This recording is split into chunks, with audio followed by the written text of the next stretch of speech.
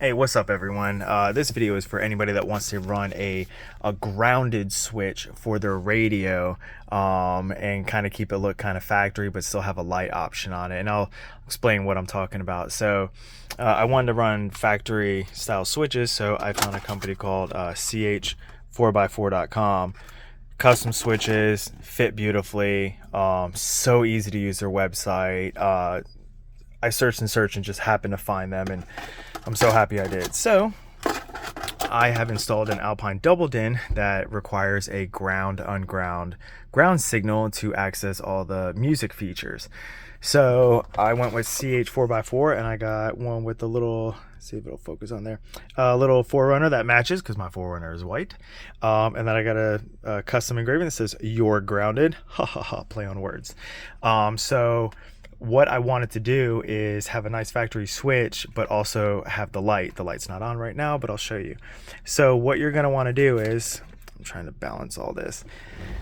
So I have a ground wire that comes from the radio down. That is my signal out from the switch. And then I have a permanent ground. I found a frame bolt, or just a metal on metal bolt down on the bottom left here.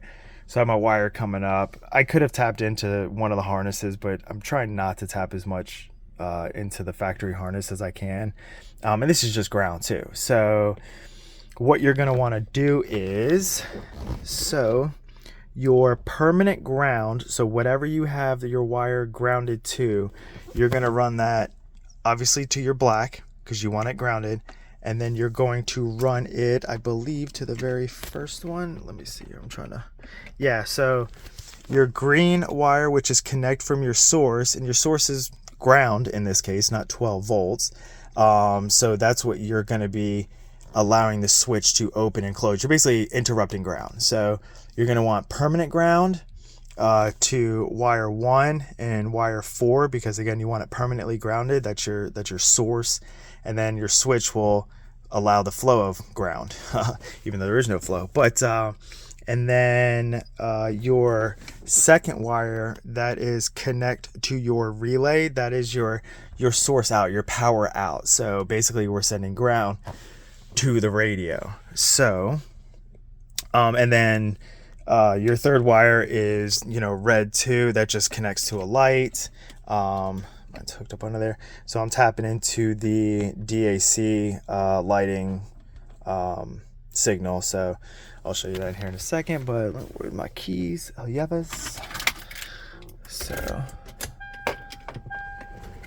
Alpines do have like a 2-minute like time startup.